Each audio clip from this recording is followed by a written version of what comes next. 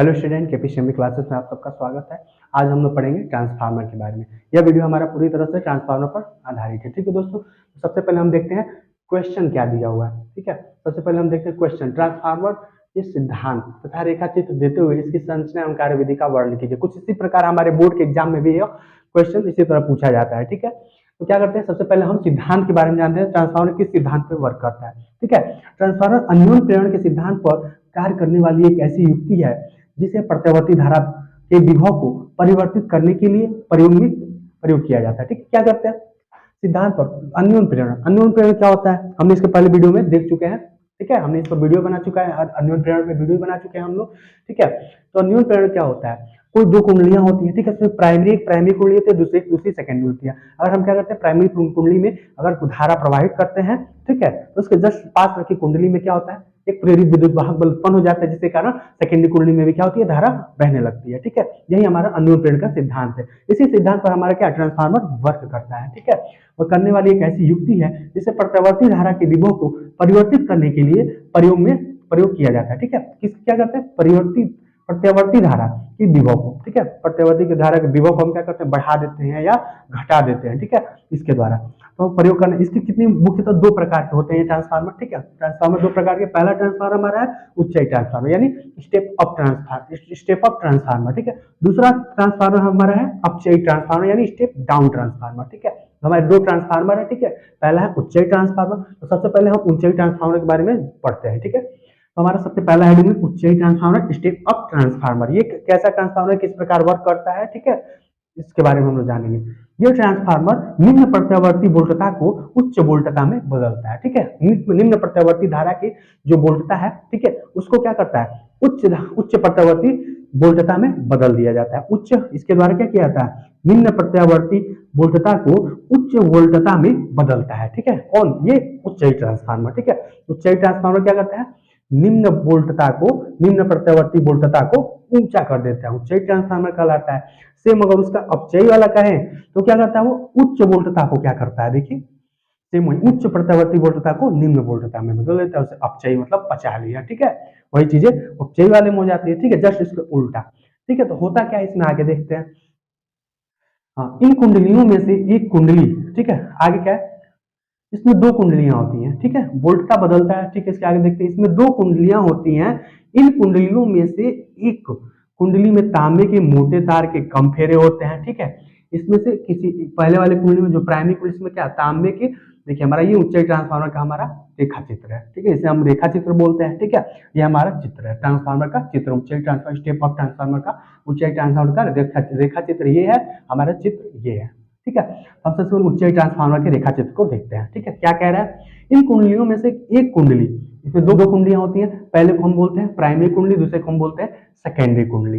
ठीक है, ये इसको हिंदी में बोलते हैं प्राथमिक कुंडली, इसको बोलते हैं द्वितीयक कुंडली। ठीक है, और इंग्लिश में बोलते हैं प्राइमरी क्वाइल, इसको बोलते हैं सेकेंडरी क्वाइल।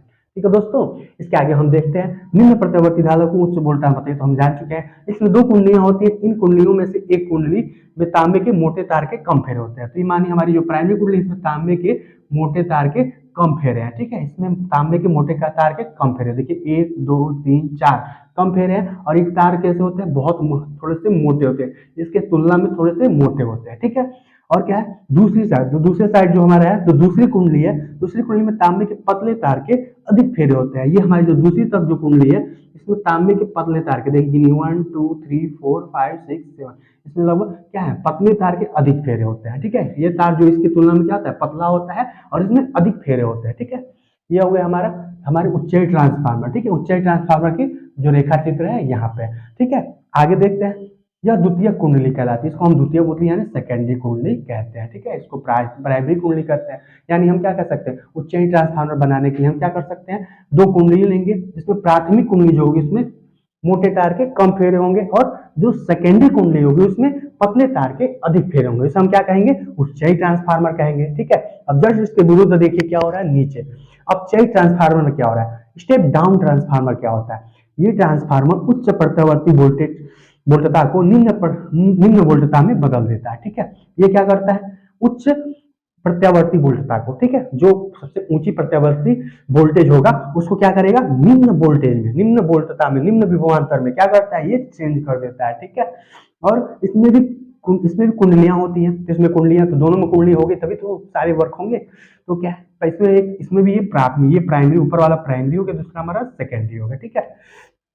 इसमें भी दो कुंडलियां होती हैं, इनमें से एक कुंडली तांबे के पतले तार के अधिक फेरे होते हैं।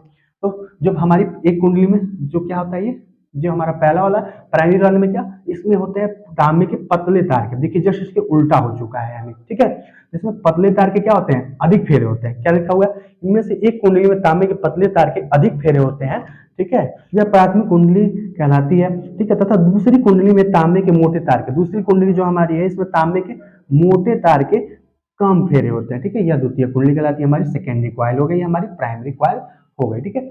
इसे अब ये जो हमारी रेखा चित्र है ये हमारी हो गई सेकेंडरी, और सेकेंडरी ने क्या कहेंगे, अपचयी ट्रांसफार्मर की, अपचयी ट्रांसफार्मर की जो हो गई हमारी ये रेखा चित्र हो गई, ठीक है। अब जस्ट इसके उल्टा हम कर दें, एसी मेंस को क्या, इसको हम एसी मेंस से जोड़ेंगे, एसी मेंस से, ठीक है। और इसको क्या कर दें, यहाँ से हमें हमको आउटपुट मिलेगा, ठीक है। ये चीज हमारे यहाँ, ये हमको क्या कर रहा है, आउटपुट दे रहे हैं, यहाँ से हमें आउटपुट मिलेगा, हमको इसको एसी मेन से जोड़ दिया है, ठीक है, मेन स्विच से, जहाँ से हमें क्या अल्टरनेटिंग करंट प्राप्त होगा, ठीक है। और यहाँ पे हम क्या करेंगे, क्या आउटपुट प्राप्त करेंगे, ठीक है। तो पहला हमारा क्या अल्टरनेटिंग, हम पहले वाले को प्राइमरी क्वाइल किसे कहते हैं, जिसको हम एसी मेन से जोड़ते हैं वो प्राइमरी क्वाइल होता है। सेकेंडरी क्वाइल जहां से हमें क्या आउटपुट प्राप्त होता है, ठीक है, ट्रांसफार्मर से हमें आउटपुट जो प्राप्त होता है उसे सेकेंडरी क्वाइल कहते हैं, एसी मेंस, ठीक है। अब क्या हो गया, इसके आगे हम लोग देखेंगे, और रेखा चित्र तो हो गया, हमने सिद्धांत जान लिया, रेखा चित्र जान लिया, और उसकी संरचना, अब इसकी संरचना कैसे होती है इसके बारे में हम लोग जानेंगे। बाद हम जानेंगे दोस्तों उच्चयी ट्रांसफार्मर और अपचयी ट्रांसफार्मर दोनों में अंतर क्या है, ठीक है, दोनों में अंतर क्या है, ठीक है। कभी कभी पेपर में पूछ देता है कि उच्चयी ट्रांसफार्मर और अपचयी ट्रांसफार्मर में अंतर बताइए, ठीक है। हम इस क्वेश्चन से थोड़ा अलग चलते हैं और क्या करते हैं, इसके बारे में, इसके अंतर को हम जानते हैं, ठीक है। तो सबसे पहले हम क्या करते हैं, ये ट्रांसफार्मर क्या होते हैं, निम्न प्रत्यावर्ती वोल्टेज को, नीचे वाले प्रत्यावर्ती वोल्टेज को क्या करता है, उच्च प्रत्यावर्ती वोल्टेज में बदल देता है। पहला अंतर तो यही हो गया। और उसके बाद हम जानेंगे क्या, ये ट्रांसफार्मर, ये अपचयी ट्रांसफार्मर क्या करता है, यह ट्रांसफार्मर उच्च प्रत्यावर्ती वोल्टेज को, ठीक है, उच्च प्रत्यावर्ती वोल्टेज को क्या करता है, निम्न प्रत्यावर्ती वोल्टेज में बदल देता है, ठीक है। उच्च प्रत्यावर्ती वोल्टेज को निम्न प्रत्यावर्ती वोल्टेज में लाता है, वो अपचयी ट्रांसफार्मर होता है, ठीक है। अपचयी ट्रांसफार्मर में क्या होगा, ये ट्रांसफार्मर निम्न प्रत्यावर्ती नीचे वाले को वोल्टेज को ऊपर वाले में पहुंचा देता है, उच्च वोल्टेज में परिवर्तित कर देता है, ठीक है। तो ये हो गया पहला हमारा, ठीक है, पहला अंतर हो गया। दूसरा अंतर देखेंगे, ये कुंडलियां क्या होती है, इसमें क्या होता है, प्राथमिक कुंडली में मोटे तार के, हमारे जो उच्च ट्रांसफार्मर है उसके प्राथमिक कुंडली में क्या होता है, मोटे तार के कम फेरे होते हैं, और सेकेंडरी कुंडली में क्या होते हैं, पतले तार के अधिक फेरे होते हैं, ठीक है। जस्ट इसके दूसरे विरोधी, जिसके क्या होता है, हमारे अपचयी ट्रांसफार्मर में प्राइमरी कुंडली में क्या होता है, पतले तार के अधिक फेरे होते हैं, ठीक है। और सेकेंडरी कुंडली में हो जाता है हमारे मोटे तार के कम फेरे होते हैं, ठीक है। ये हमारे अपचयी ट्रांसफार्मर कहलाता है, ठीक है। ये हमारे दो अंतर मालूम चल गया। पहला अंतर हमारे ट्रांसफार्मर की वोल्टता क्या होती है, कौन वोल्टता को बढ़ाता है, कौन ट्रांसफार्मर वोल्टता को घटाता है, ठीक है। दोनों में क्वाइल से संबंधित चीजें हमें मालूम चल गई।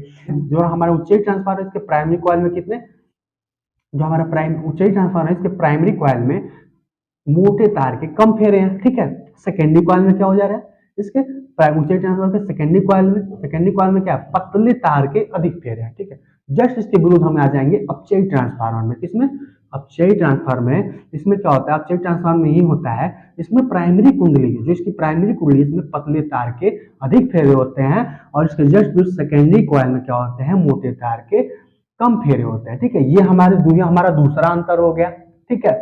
ये हमारे दो अंतर बहुत ही इंपॉर्टेंट है, ठीक है। ये दो अंतर हमें क्या 2 नंबर दिला सकते हैं, ठीक है। यूपी बोर्ड में हमारे 2 बार ये क्वेश्चन पूछा जा चुका है, ठीक है दोस्तों।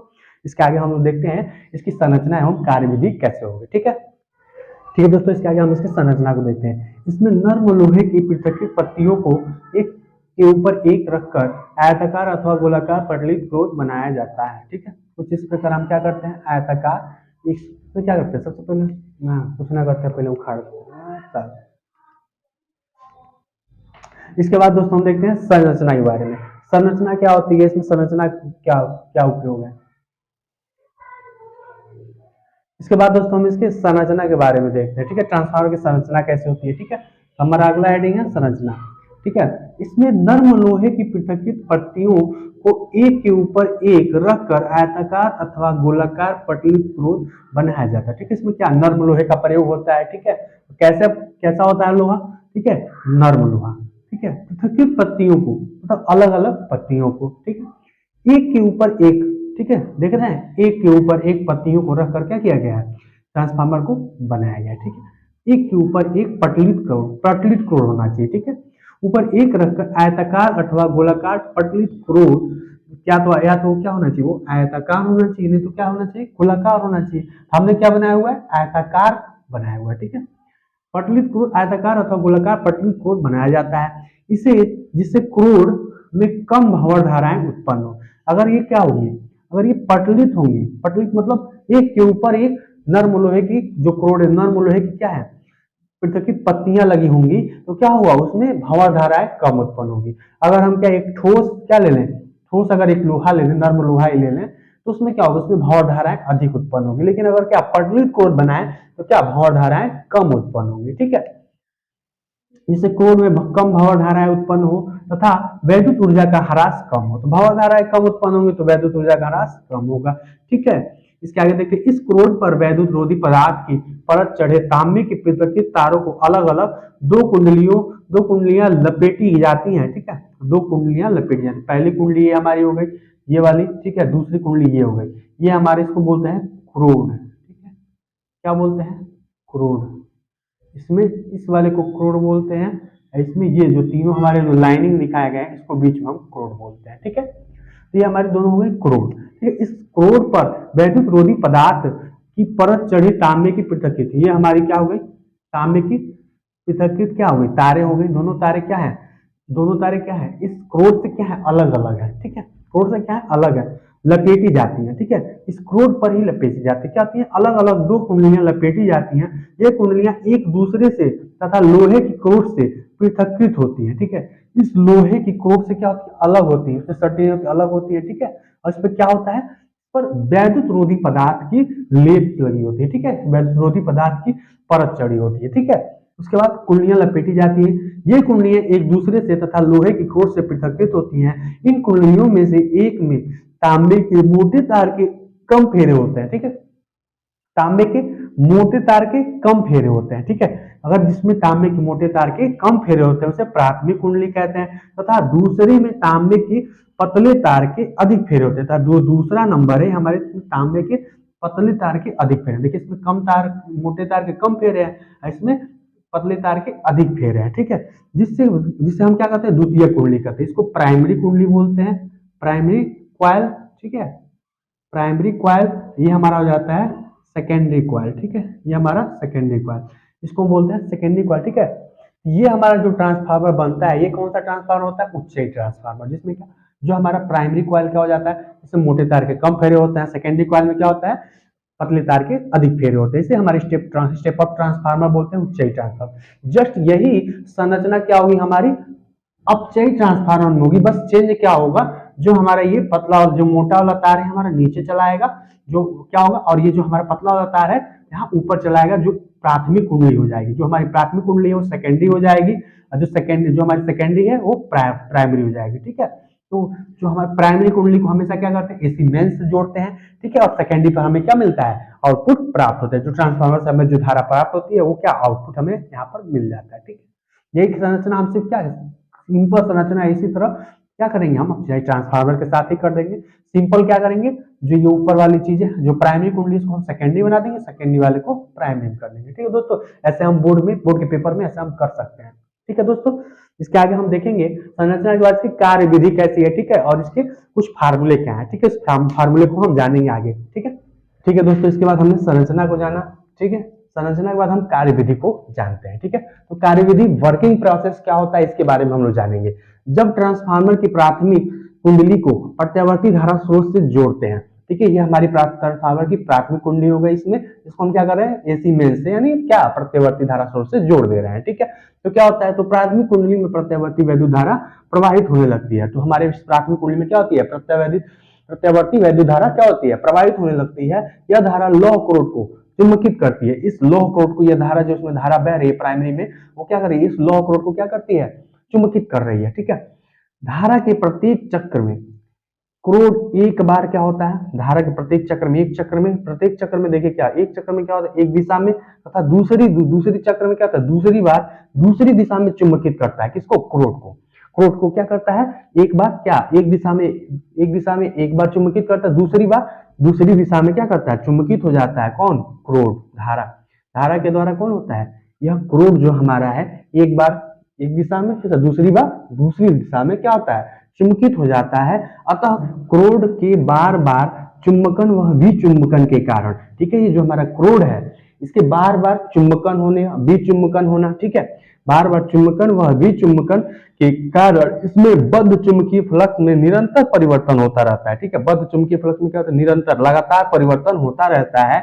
अतः वैद्युत चुंबकीय प्रेरण के कारण द्वितीय कुंडली में भी इसी आवृत्ति की प्रत्यावर्ती, जिस आवृत्ति की जो हमारी प्रत्यावर्ती धारा मेन समय आप लगाए उसी आवृत्ति की हमें क्या, प्रत्यावर्ती वैद्युत वाहक बल यहाँ पर भी उत्पन्न हो जाता है, ठीक है।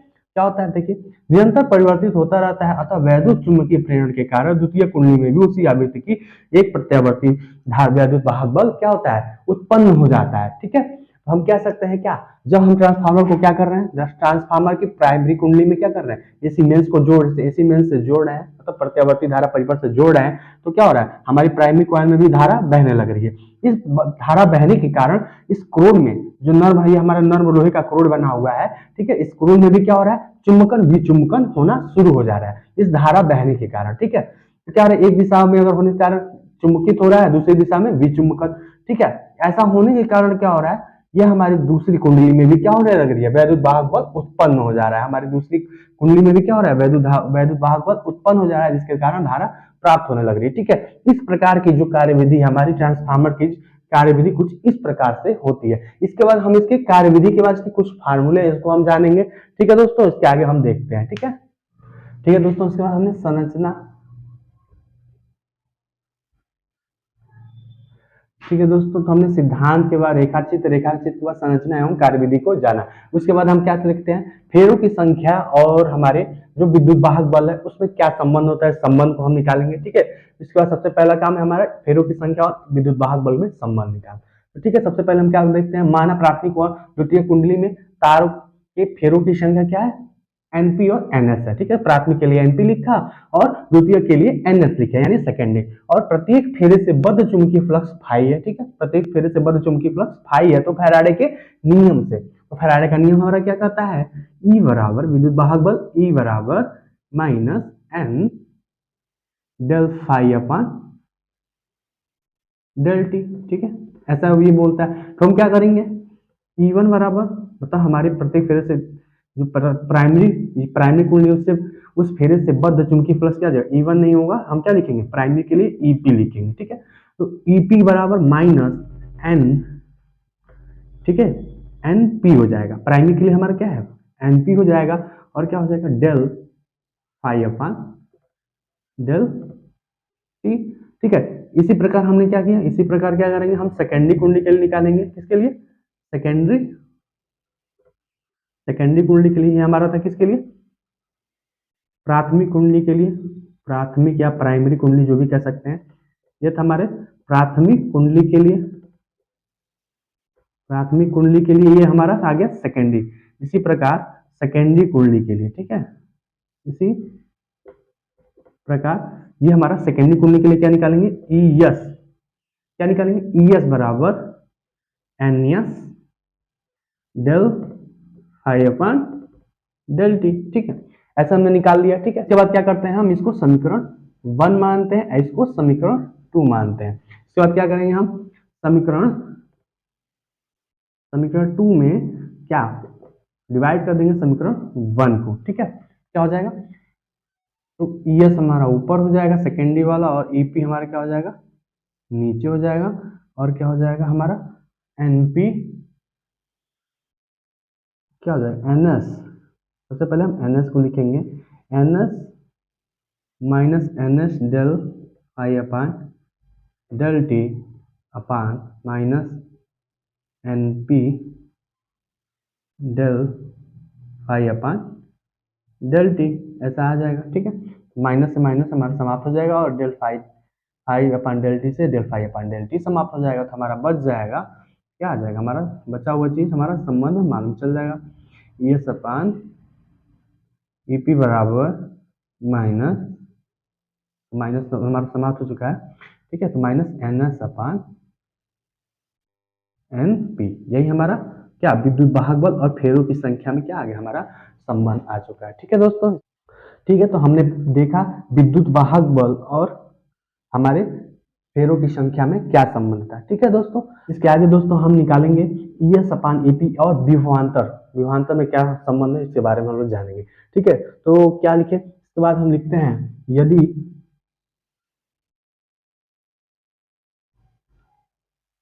द्वितीय कुंडली जो है हमारी द्वितीय कुंडली क्या है,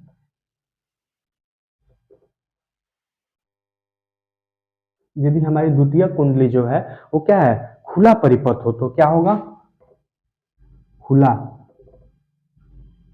खुला परिपथ हो यानी ओपन सर्किट, खुला परिपथ यानी ओपन सर्किट हो, ओपन परिपथ हो तो क्या हो जाएगा, हम ईपी बराबर वो विभवांतर के नाम क्या है वीपी, सीधा संबंध हमारा। ठीक है, और क्या ई एस बराबर वी एस, ठीक है, ये संबंध हो जाएगा हमारा। ठीक है, तो हम क्या लिख सकते हैं, इसके लिए हम लिख सकते हैं E S upon E P is equal to V S upon V P. ठीक है, और हमने क्या निकाला था, N S upon N P, यही हमारा क्या हो जाएगा, सीधा संबंध हो जाएगा। ये इक्वल होता है हमारे आर के, किसके, आर के। आर हमारा क्या होता है, आर हमारा परिरमण अनुपात होता है। ठीक है, आर हमारा क्या है, परिरमण अनुपात है। यहाँ आर,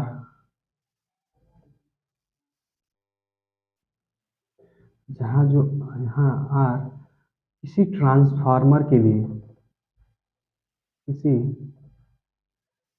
ट्रांसफार्मर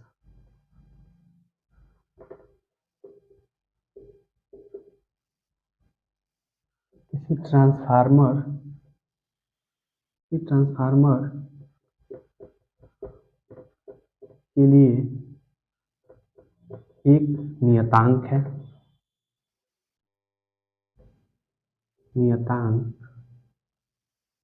नियतांक है, जिसे हम क्या कहते हैं, जिसे हम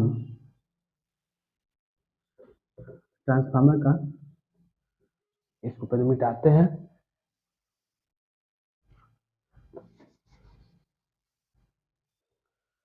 जिसे हम परिरमण अनुपात कहते हैं, परिरमण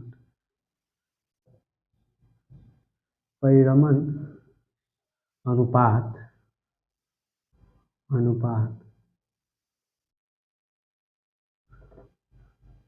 कहते हैं। ठीक है दोस्तों, जहां आर किसी ट्रांसफर के लिए क्या है, ट्रांसफार्मर के लिए एक नियतांक है। ठीक है, जिसे हम क्या कहते हैं, परिरमण अनुपात कहते हैं। इस आर को हम क्या कहते हैं, परिरमण अनुपात कहते हैं। ठीक है दोस्तों, इसके बाद दोस्तों हम नोट्स लिखते हैं। नोट में क्या लिखेंगे, उच्चयी जो ट्रांसफार्मर है इसके लिए हमारे परिरमण अनुपात का मान जो होता है 1 से अधिक होता है। ठीक है, उसके लिखेंगे हम उच्चयी ट्रांसफार्मर के लिए जो उच्चयी ट्रांसफार्मर के लिए आर का मान 1 से अधिक होता है, 1 से अधिक होता है, 1 से अधिक होता है, तथा इसी तरह हमारा क्या दूसरे के लिए क्या होता है, अपचयी ट्रांसफार्मर के लिए क्या होता है, 1 से कम होता है। ठीक है, इसी प्रकार क्या होता है हमारा अपचयी ट्रांसफार्मर के लिए, हाँ ऊपर से हम मिटाते हैं, क्या होगा,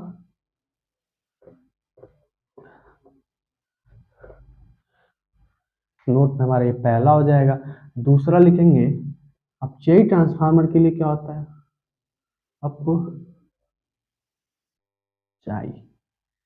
ऊंचाई ट्रांसफार्मर के लिए, ऊंचाई ट्रांसफार्मर के लिए, ट्रांसफार्मर के लिए आर का मान, यानी परिणमन अनुपात का मान, ठीक है, एक से कम होता है, कम होता है। ठीक है दोस्तों, ये हमारा नोट्स में आप लोग लिख सकते हैं। ठीक है, यानी जो ऊंचाई ट्रांसफार्मर है उसका मान क्या एक से अधिक आएगा, ठीक है, और जो अपचयी ट्रांसफार्मर है उसका मान आर का जो मान है वो क्या एक से कम होगा। ठीक है, नेक्स्ट अभी हम इसके आगे लिखेंगे। दोस्तों इसके आगे हम देखते हैं, यदि किसी क्षण प्राथमिक तथा द्वितीय कुंडली में धाराएं क्रमशः आईपी व आईएस हो, ठीक है, तथा ऊर्जा ह्रास नगण्य, मतलब ऊर्जा ह्रास बिल्कुल ना हो, ठीक है, तो प्राथमिक कुंडली में शक्ति बराबर द्वितीय कुंडली में शक्ति, मतलब जितना प्राथमिक कुंडली में जो पावर होगा अगर ऊर्जा ह्रास न हो तो फिर ये कहाँ होगा, ये हमारी सामान्य आजकल जो ट्रांसफार्मर आ रहे हैं उसमें ये इस प्रकार का कोई सुविधा नहीं है। मतलब क्या हो, थोड़ा ना कुछ तो ऊर्जा ह्रास जो हमारी क्या एसी में से जो धारा मिल रही है कुछ ना कुछ तो ऊर्जा ह्रास हो जाता है। ठीक है दोस्तों, ये किसमें होता है, जो हमारे आइडियल ट्रांसफार्मर है, ठीक है, जो हमारे आइडियल ट्रांसफार्मर आते हैं केवल वो यह चीजें उसी के लिए लागू होती है। ठीक है, तो हमने क्या मान लिया, अगर ये क्या है आइडियल ट्रांसफार्मर, यानी इसमें क्या नगण्य है, ऊर्जा ह्रास क्या है नगण्य है। ठीक है, तो प्राथमिक कुंडली में शक्ति बराबर द्वितीय कुंडली में शक्ति, तो शक्ति बराबर क्या होता है, मतलब P बराबर हमारा क्या होता है V इंटू आई, क्या होता है P बराबर V इंटू आई। ठीक है दोस्तों, इसके अनुसार हम क्या लिख सकते हैं, V P मतलब प्राइमरी के लिए इंटू आई P, मतलब क्या कुंडली में शक्ति, प्राथमिक कुंडली में शक्ति हमारी क्या होगी VP into I P is equal to, ठीक है, द्वितीय कुंडली में शक्ति, द्वितीय कुंडली में शक्ति क्या हो जाएगी VS इंटू आई एस। ठीक है, उसके बाद क्या करेंगे VP को उधर भेज देंगे, IS को इधर बुला लेंगे, यानी IP बराबर IS, ठीक है, इक्वल टू VS अपन क्या हो जाएगा VP।